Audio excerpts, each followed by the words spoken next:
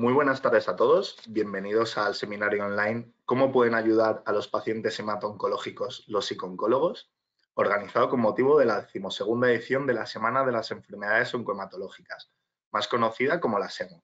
Mi nombre es Víctor Romero y voy a ser el encargado de moderar esta sesión.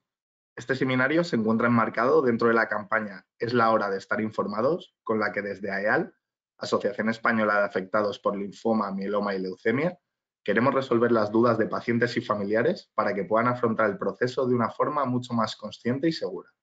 Para ello, contamos en esta jornada con la presencia de doña Lidia García Cuenca, psicooncóloga del Grupo Español de Pacientes con Cáncer, GEPAC. Muy buenas tardes, Lidia. Buenas tardes. Recuerden que al finalizar la ponencia tendremos una ronda de preguntas. Les recordamos que pueden realizar sus preguntas durante todo el seminario a través de la aplicación en el apartado destinado para ello. Y sin más dilación, le cedo la palabra a doña Lidia García Cuenca. Adelante, Lidia. Muchas gracias, Víctor. Bueno, pues muy buenas tardes a todos. Como bien ha dicho Víctor, soy Lidia y soy psicooncóloga en el Grupo Español de Pacientes con Cáncer. Y bueno, pues espero que en general estéis adquiriendo muchos conocimientos de esta SEMO 2020, aunque sea mediante webinarios, pero seguro que están sirviendo y que se puede aprender muchísimo de cada uno de los profesionales que están apareciendo.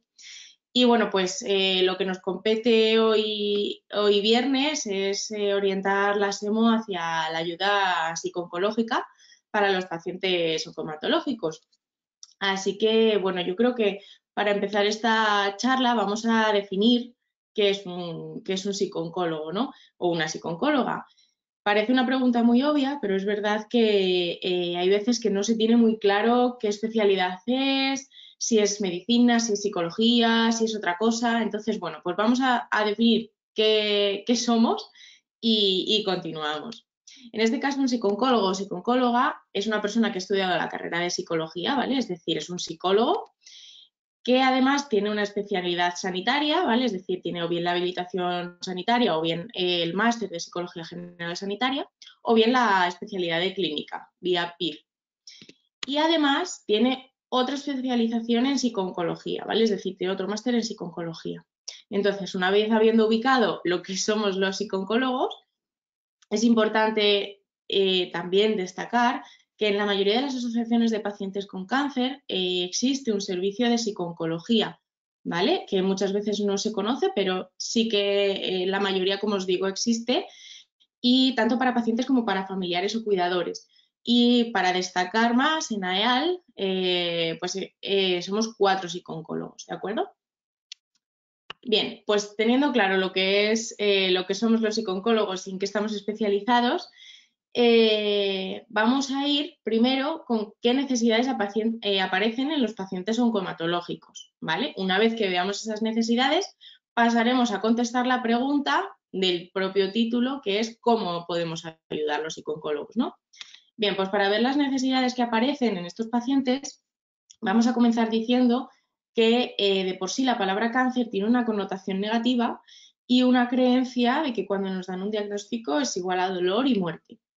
Esto, las creencias que tenemos sobre esta enfermedad, sumado a la complejidad del propio proceso oncológico, a los tratamientos que se administran, a los efectos secundarios y a las secuelas que puede dejar el propio proceso oncológico, hace que haya un impacto emocional en los pacientes y en el entorno muy grave, ¿vale? Por lo tanto, ¿qué pasa? Que en los pacientes aparecen necesidades tanto emocionales, psicológicas como físicas. Bien, todo lo que compete al paciente, ¿vale? Cuando pasa por un proceso de cáncer son la propia enfermedad, la farmacología, que en este caso serían los tratamientos que se administran, los cuidados y la calidad de vida que se ve mermada, el impacto emocional, como os decimos, también existen necesidades psicológicas, necesidades a nivel de nutrición, a nivel de actividad física, puesto que muchas veces quedan secuelas a nivel óseo y a nivel muscular, y por supuesto también las ayudas, ¿no? El trabajo social, el pedir ayudas tanto económicas como, por ejemplo, ayudas a la dependencia. Entonces, como vemos, el paciente se rodea de numerosas necesidades cuando pasa por un proceso de cáncer. Y en este caso, se necesita un equipo multidisciplinar. ¿De acuerdo? Bien. Como hoy lo que nos compete es la psiconcología, como decíamos, pues vamos a ver qué necesidades aparecen a nivel psicológico en los pacientes oncohematológicos.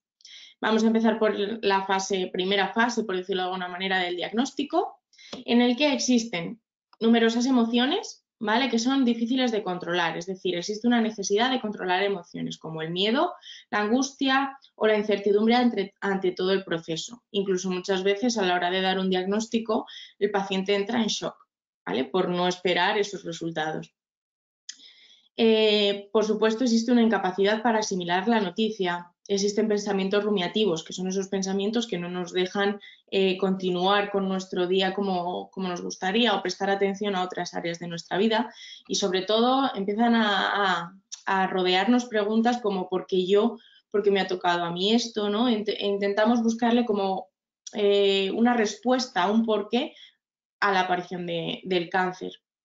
Y por supuesto existe demasiada información en muy poco tiempo, demasiada información sobre el pronóstico, sobre el diagnóstico, sobre la enfermedad en general, sobre los tratamientos, que muchas veces no tenemos capacidad para abarcar todo. Entonces, hay una necesidad en general de una aceptación de la enfermedad y además un tiempo para asimilar toda la información, un tiempo para adquisición de recursos propios, o bien por la propia capacidad de resiliencia, ¿vale?, del paciente, o bien porque lo aprenda en terapia. También existe una necesidad de espacio personal, existe un entendimiento y comprensión de la enfermedad, ¿vale?, que también hay que darle tiempo, y existe la necesidad de desahogo emocional. O sea que vemos que desde el principio hay muchas necesidades que los pacientes oncohematológicos pueden tener. En la fase de los tratamientos, ¿vale?, también siguen estas necesidades, ¿no? Las emociones como el miedo y la ansiedad continúan, hay una necesidad de readaptación de las rutinas, es decir, vamos a implementar de repente a nuestra vida una rutina médica que nos va a exigir pues ir cada cierto tiempo al hospital, administrarnos los tratamientos, a las revisiones que antes no teníamos. Se readapta a la rutina personal, la rutina social, la rutina familiar y para aquellos que estén en edad de trabajar o que estén trabajando, también hay que readaptar la rutina laboral, ¿no? Existen necesidades. Hay una necesidad de entendimiento de las pruebas que se van a realizar, de los tratamientos que se van a administrar, hay un desconocimiento de esos efectos secundarios y en este caso también existe una mayor vulnerabilidad por parte de los pacientes. ¿Qué ocurre con esta vulnerabilidad? Pues en muchos casos hace que caigamos en la trampa de las pseudoterapias, ¿vale?, de esas dietas milagro que nos van a curar el cáncer o de esos resultados esperanzadores si haces, pues no sé, cualquier cosa. Entonces, es verdad que es importante trabajar, ¿vale?, desde dónde cogemos la información y contrastar esa información con fuentes fiables. Bien, y la siguiente fase, que sería la recuperación o la fase de posttratamientos y la fase de supervivencia, que siguen existiendo necesidades, ¿no? Existen necesidades para el manejo de esos efectos secundarios o de las secuelas que hayan quedado de todo el proceso. ¿Para qué? Para mejorar la calidad de vida de los pacientes y de los familiares también. También existe la necesidad de saber manejar esos nervios, esa ansiedad que se nos presenta cuando vamos a las revisiones o ese miedo que tenemos ante una recaída, ¿vale?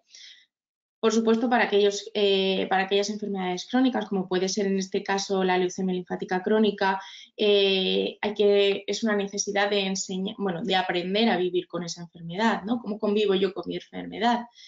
Y además existe una necesidad de aumentar la percepción de control, ¿vale?, que después hablaré un poquito qué significa esto. Y sobre todo de generar ese autocuidado hacia uno mismo.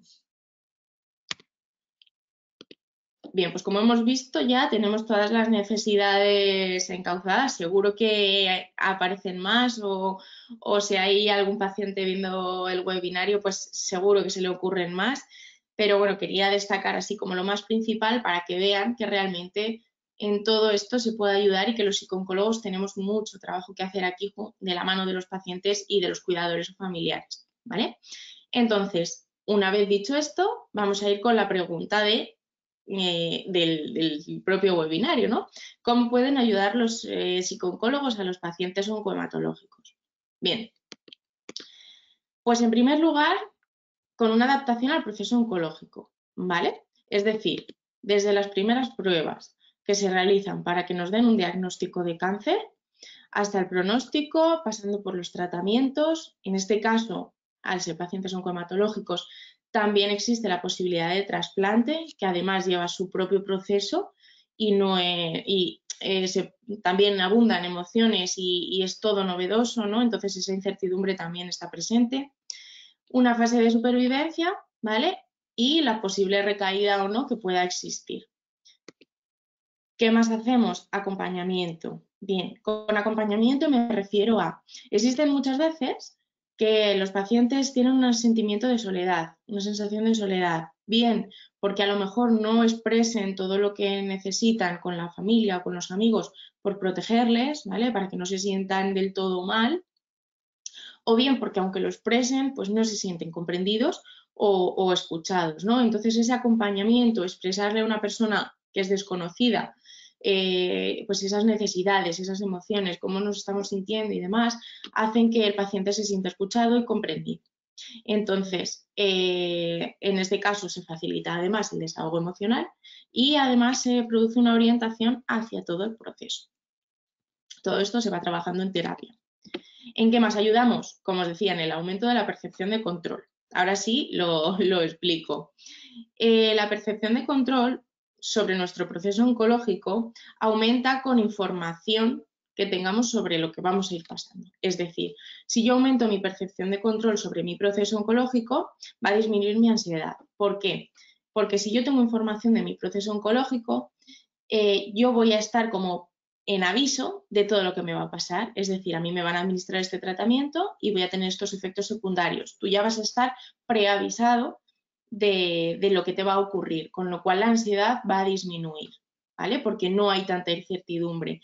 Entonces, al saber por todo lo que vas a pasar, tú tienes una percepción mayor sobre qué puedes hacer tú por ti mismo y por tu propio proceso, ¿de acuerdo? Esto es el aumento de la percepción de control. Es decir, un paciente formado e informado, ¿vale? Además, ¿en qué más podemos ayudar los psicooncólogos? Pues, por supuesto, en la gestión emocional, ¿no? Durante todo el proceso, desde el principio hasta el final, aparecen numerosas emociones que nos inundan, pueden aparecer incluso contradictorias, pueden aparecer a la vez distintas, es decir, un batiburrillo de emociones que a veces no sabemos cómo gestionarlas, ¿no? O cómo abordarlas. En este caso he querido señalar estas 5 porque me parece que son de las que más suelen aparecer. La tristeza de por sí, que va asociada, como decíamos antes, además a la palabra cáncer, tengo una enfermedad. La rabia, que va relacionada con la pregunta que nos hacíamos antes de ¿por qué yo? ¿Por qué a mí? O sea, si yo toda la vida he sido muy sano, ¿no? Por supuesto, la incertidumbre. No es lo mismo, por ejemplo, haber vivido un proceso oncológico de algún familiar cercano que vivirlo en tus propias carnes. Entonces, hay parte de desconocimiento y ese desconocimiento hace que tengamos una incertidumbre constante. Además, no siempre las emociones son desagradables, también puede haber emociones agradables, aunque sean mínimas, ¿vale? Una de ellas es pues, aceptación, llega un momento en el que he aceptado que tengo un cáncer y vamos para adelante. Y también hay, por ejemplo, cuando te están haciendo muchas pruebas para determinar un diagnóstico y ya por fin te dan ese diagnóstico para ver qué tratamientos te pone, existe la emoción de alivio, ¿vale? Que aunque sea mínima, es como, ya han dado con mi diagnóstico, ¿vale? Y por supuesto la emoción de miedo, que creo que es de las más presentes desde el principio hasta el final, puesto que siempre existe un miedo a todo lo que voy a ir pasando y hay un miedo que además no se quita, que es la cura, ¿no? ¿Me voy a curar o no me voy a curar? Bien, pues para esa gestión emocional en terapia enseñamos pues esas pautas de desahogo emocional, ¿vale? Además se hace una racionalización de los pensamientos rumiativos ¿Qué es esto? En psicología se llama reestructuración cognitiva y es sobre esos pensamientos que están día tras día y que no nos dejan atender a otras áreas de nuestra vida, pues se van racionalizando y se va viendo cuáles son realmente racionales y corresponden con la realidad y cuáles no son racionales, es decir, irracionales y nos están desbordando, ¿vale? Esto es un trabajo de fondo, pero se trabaja. Por supuesto, se enseñan técnicas de desactivación fisiológica. Estos son pues, técnicas de relajación, de respiración, de visualización guiada. En relación con esto, se enseña mindfulness también, que es un tipo de meditación en el que ayuda mucho a la gestión emocional, al control de pensamientos rumiativos, a estar más presente en el aquí y en el ahora, en lugar de fijarnos pautas a muy largo plazo. ¿Vale? También se ajustan expectativas y metas a corto plazo, metas realistas, que los pacientes puedan ir llegando y que cada vez se vean más motivados. Y, por supuesto, programación de actividades agradables. Y esto se puede pensar que a lo mejor es muy básico, pero en realidad una organización de actividades agradables, cuando estamos en un proceso de cáncer, en el que estamos inundados por muchas emociones, en el que los pensamientos no me dejan pensar mucho más allá de la propia enfermedad, en el que tengo que readaptar muchas cosas en mi vida y adoptar otras rutinas, pues el dedicarle un tiempo a las actividades agradables se vuelve muy complicado, ¿no? Incluso a veces se nos olvida cuidarnos a nosotros mismos y cuidar esas actividades que sí que nos producen placer, por ejemplo, ¿no? Entonces, todo esto lo trabajamos en terapia. Bien, como quinta cosa, obviamente, o técnica o pautas, se enseñan habilidades de comunicación, por un lado con el equipo médico y por otro lado con la familia o los amigos. Vamos con el equipo médico. ¿Por qué es importante la comunicación con el equipo médico? Bueno, pues por un lado, porque existe un desconocimiento del propio proceso, como decíamos antes, nos abordan con mucha información que a veces es difícil captar todo, ¿no? O coger todo, o acordarnos de todo lo que nos han dicho. Existe la necesidad de información, de saber cómo pedir la información, pero claro, a veces nos da respeto, ¿no? Pedir información de más. Hay unos niveles altos de ansiedad, puesto que no conocemos toda la información y a lo mejor también cuando sentimos que no hay demasiada empatía en el vínculo médico-paciente, ¿no? Y además hay una sensación de falta de control al no tener toda la información. Entonces, se entrena esa comunicación con el equipo médico para saber cómo demandar y también cómo comunicarnos con ellos, puesto que son los profesionales que están llevando nuestro caso y que tenemos toda la confianza depositada en ellos. Y además, las habilidades de comunicación también se entrenan para nuestro ámbito personal, digamos, con la familia y los amigos. Entonces, es importante valorar el vínculo de apoyo, es decir, el círculo de apoyo, perdón. Es decir, yo puedo tener mucha gente, pero siempre va a haber un círculo pequeñito en el que yo deposito toda mi confianza. Quizás sean las personas con las que convivo, quizá no, pero siempre va a haber alguna persona o algunas personas con las que yo tengo más confianza y son en las que yo me voy a poder apoyar, porque siento que me van a escuchar más, ¿no? Por decirlo de alguna manera, o me van a comprender. Entonces, es importante saber cómo expresar esas necesidades, esas emociones, ¿vale? Para ir quitándonos peso, digamos, de esa mochila que vamos llevando día tras día. Y esto se hace pues enseñando técnicas de comunicación y asertividad, ¿vale? Que para el que no lo sepa, pues la asertividad también entra dentro de las técnicas de comunicación y es un poco expresar las necesidades o lo que uno quiere desde el diálogo del yo, ¿vale? De lo que necesito y por supuesto sin faltar al respeto, ¿vale? Pero ayuda mucho y facilita mucho la comunicación entre familiares. Bien, vamos a por la sexta, que es la adaptación de rutinas, que ya la hemos nombrado antes.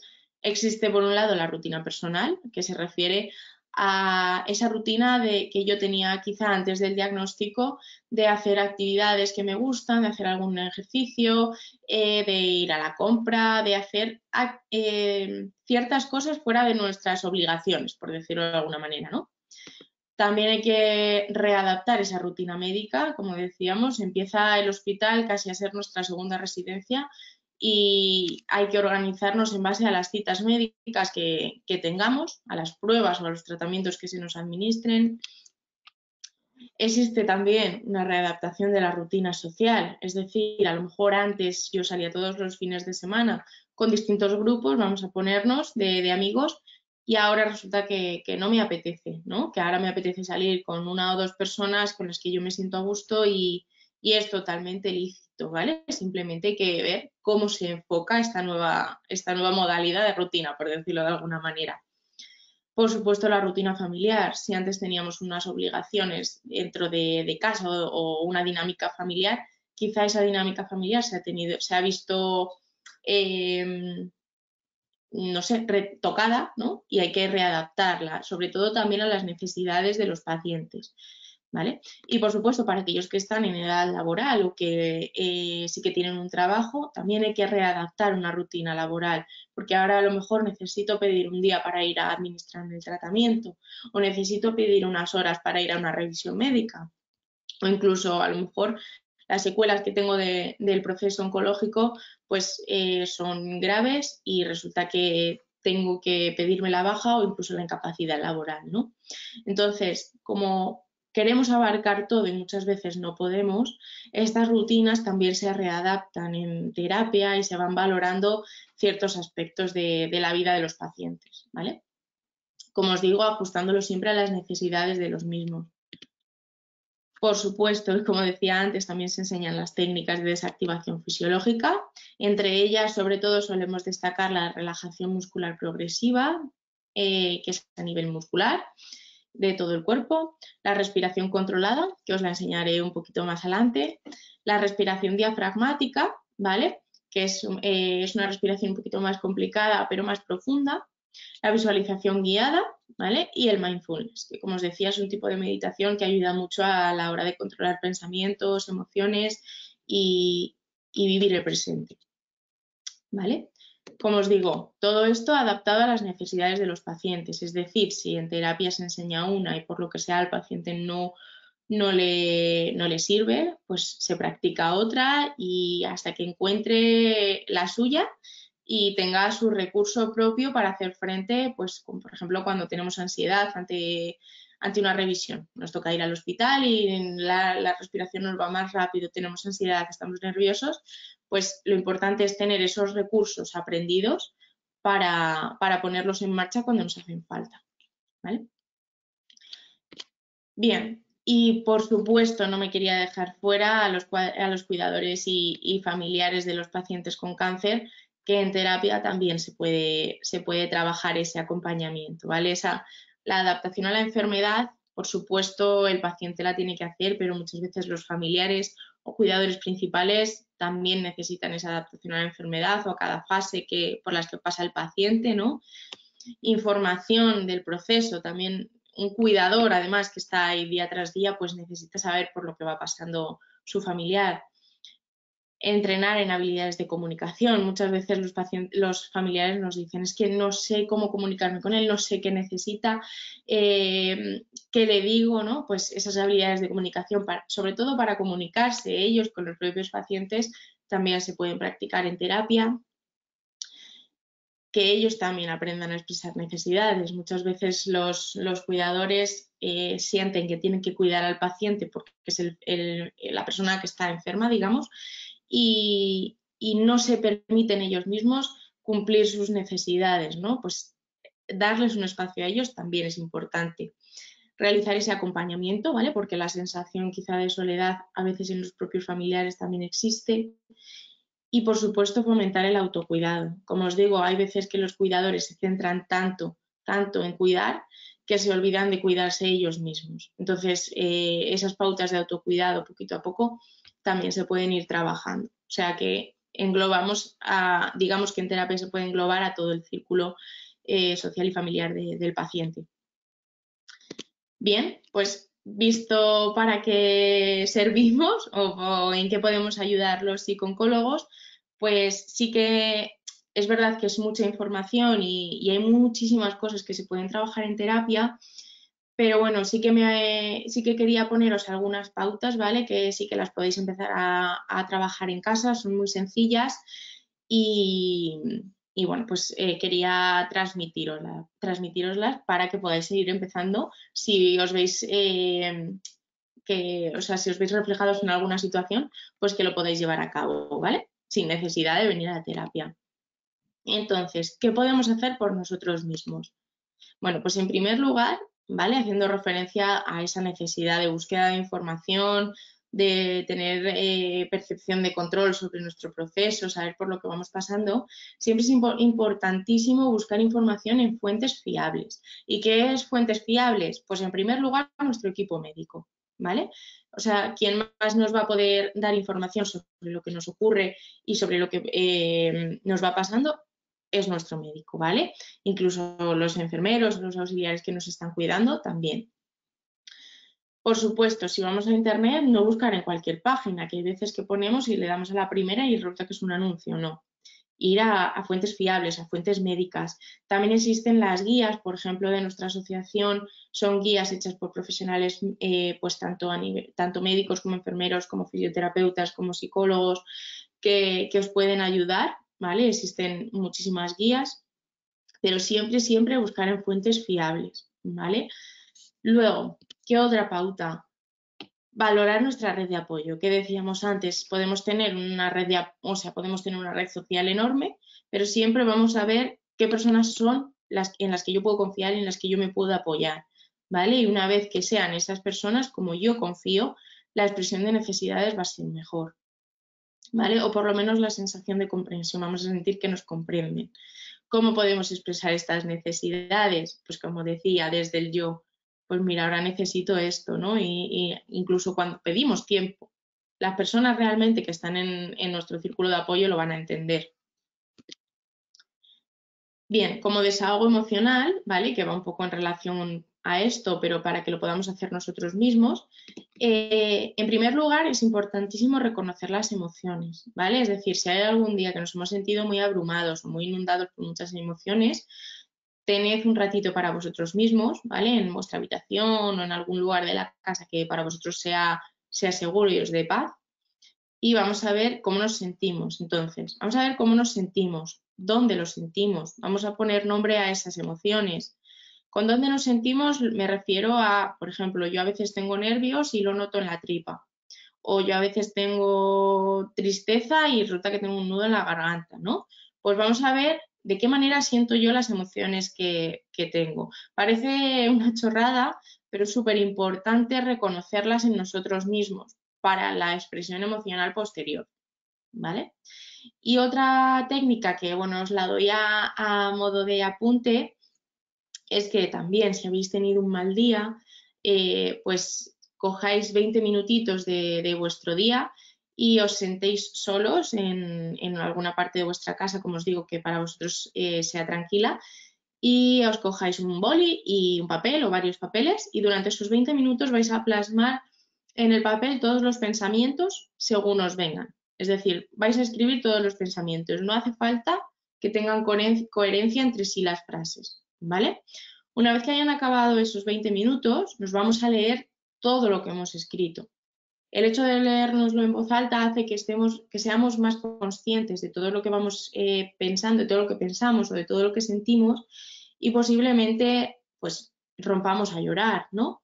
Todo esto es desahogo emocional y llorar cuando se necesita es bueno. ¿De acuerdo? Nos vamos a sentir, de hecho, como la propia palabra indica, más desahogados. Luego, como técnicas de relajación, hay muchas, ya lo habéis visto, cada una se adapta un poco a las necesidades del paciente, pero bueno, sí que quiero que hoy os llevéis esta respiración controlada, ¿vale? Que es súper sencilla y os la quiero enseñar, pues para que la tengáis ahí en la recámara y junto con el papel y boli de antes, pues tengáis dos recursos que si os sirven lo empleéis en todos los ámbitos de vuestra vida. La respiración controlada es de las relajaciones más sencillas y que podéis hacer tanto en casa como en el hospital, como donde vosotros queráis, y consiste en inhalar, ¿vale? Durante, pues ponte 3 segundos, retienes un par de segundos y expulsas. La inhalación va a ser por la nariz y la exhalación va a ser por la boca, ¿vale? Cuando la exhalemos Vamos a soplar como si nos estuviéramos desinflando. Y siempre la inhalación va a ser más corta que la exhalación.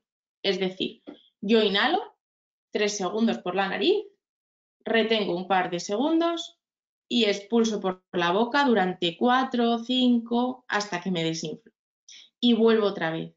Mientras que estoy inhalando, retengo y exhalo, voy a ir mentalmente recordándome los números, ¿vale? Es decir, voy pensando 1, 2, 3, mientras inhalo, retengo 1, 2 y exhalo por la boca 1, 2, 3, 4, 5, ¿vale? Todo esto mentalmente, no tenéis que hablar, ¿de acuerdo? ¿Qué vamos a hacer con esto? Por un lado, cuando tenemos ansiedad o tenemos nervios, la respiración de por sí se agita mucho más. Entonces, con esta práctica vamos a controlar esa respiración y vamos a ver que a nivel fisiológico todo se nos va a calmar mucho. Y el hecho de estar pensando mentalmente en los segundos que yo tardo va a hacer que la atención se centre más en la relajación, ¿vale? Por lo tanto, en esos ratitos nos va a desviar la atención de lo que es el problema principal, que posiblemente sea el cáncer, ¿de acuerdo? Entonces, es una respiración muy sencilla y un consejo que sí que os doy es que la practiquéis varias veces al día, todos los días. Si solo la ponéis en práctica cuando os sentís nerviosos, no os va a funcionar porque no la tenéis automatizada. Es decir, es como si yo, que no entreno nunca, me meto a una maratón a correr. Pues posiblemente no llegue ni a 100 metros, ¿vale? Primero tengo que entrenar para que cuando realmente es la maratón yo pueda correr más. Pues con la respiración o con cualquier tipo de relajación pasa lo mismo. La tengo que ir entrenando para que realmente cuando tenga esa ansiedad me sirva. ¿De acuerdo? Bien. Otra pauta es la búsqueda de actividades agradables, ¿vale? Que dediquemos un ratito de nuestro día a hacer una lista con actividades que nos gustaban antes o que hacíamos antes y que ahora no hacemos, o con actividades que seguimos haciendo pero en menor medida, o con actividades que sabemos que nos gustan y no las hemos hecho nunca, ¿vale? ¿Qué pasa? Que esto nos va a ayudar, el hecho de hacer actividades agradables va a hacer que nos desahoguemos, va a hacer que nos distraigamos, que la atención esté centrada en lo que nos gusta, ¿vale? Y esto nos va a hacer que luego estemos un poquito más calmados. No es todo el día dedicado a la misma problemática, que por supuesto el problema está, pero nuestra mente también necesita un descanso. Y con estas pautas lo hacemos. Le permitimos a nuestra cabeza descansar un poquito. Y sexta, vamos con la comunicación médico-paciente, que dos cosas fundamentales que os quería decir es una, que entre sesión y sesión, por ejemplo en casa, que a veces nos ocurren dudas, nos las apuntemos en un papel. Hay veces que son muchas, ¿vale? Y a lo mejor no podemos llevar todas a consulta porque hay más pacientes, porque el médico no tiene tanto tiempo. Entonces, si son muchas, vamos a leerlas y vamos a priorizar cuál es la que más ansiedad me crea. Y esa es la que vamos a llevar, o esas dos o esas tres son las que vamos a llevar a consulta apuntadas para que no se nos olviden. Y el otro consejo que nosotros solemos dar es que los pacientes vayan acompañados siempre por algún familiar o amigo a sesión. ¿Por qué? O sea, a la consulta médica. ¿Por qué? Porque hay veces que vamos tan nerviosos que nos centramos simplemente en lo más importante o en lo que queríamos oír del que nos tenga que decir el médico y no atendemos ya más de toda la sesión porque está nuestra cabeza totalmente pensando en eso. Entonces, el hecho de ir con otra persona va a hacer que tanto tú como la otra persona adquiere información y luego se pueda contrastar. Es decir, os quedéis con mucha más información por si alguno en algún momento ha desviado la atención a otra cosa. ¿Vale? Bien, pues una vez dichas estas pautas, que como os digo, las podéis empezar a entrenar en casa, ¿vale? Si veis que estas pautas no son suficientes o que necesitáis más aprendizaje o acompañamiento, tanto pacientes como familiares, está el servicio de psiconcología, ¿vale? Que como decía al principio, casi todas las asociaciones de pacientes lo tienen, el servicio, y más concretamente en AEAL somos 4, así que podéis disponer de nosotros cuando queráis, ¿de acuerdo? Y bueno, pues para acabar os dejo mi email por si preferís contactarnos por email y si no, en los teléfonos de la asociación, con todo nuestro gusto, podremos contactar, o sea, podremos atenderos, ¿de acuerdo? Bueno, pues espero que hayáis aprendido y que os haya gustado, y si tenéis alguna duda no dudéis en escribirme. Muchas Muchis- gracias. Muchísimas gracias, Lidia, por tu exposición, que bueno, creo que estos días que hemos estado haciendo los seminarios, quizá con un componente más técnico, ¿no? Pues ver esta parte o este lado que luego a veces es casi más importante, ¿no? Muchas veces para los pacientes, puesto que es donde más pueden intervenir ellos, ya que en el tema médico no pueden hacer mucho. Así que nada, muchísimas gracias por la exposición. Y nada, Gracias, Víctor. que no han quedado muchas dudas. Bueno, igualmente, como bien has dicho, ha dejado Lidia ahí a su disposición el correo, igual que bueno, tenéis a disposición tanto a GEPAC como a EAL bueno, pues para optar a este servicio o tener cualquier consulta con nuestro equipo de psicooncología. Y nada, sin más, hasta aquí el seminario Cómo pueden ayudar los pacientes a los pacientes hemato-oncológicos los psicooncólogos. Agradecer una vez más a doña Lidia García Cuenca su intervención y recordarles que nos presta su tiempo de forma altruista y, por supuesto, agradecer a todos los participantes su asistencia e interés. Esperamos que les haya resultado interesante y les haya servido para resolver todas sus preguntas. Y recuerden que podrán encontrar el seminario guardado si no han podido asistir o quieren recomendárselo a cualquier persona, familiar, conocido. Lo tienen disponible en el YouTube de AEAL, ¿vale? Lo subiremos en estas próximas semanas y luego también lo tendrán disponible en la web realizada con motivo de la SEMO, que es www.aeal.es/SEMO 2020. Muchas gracias a todos y muy buenas tardes. Muchas gracias, Lidia. Buenas tardes. Gracias. Adiós. Hasta luego.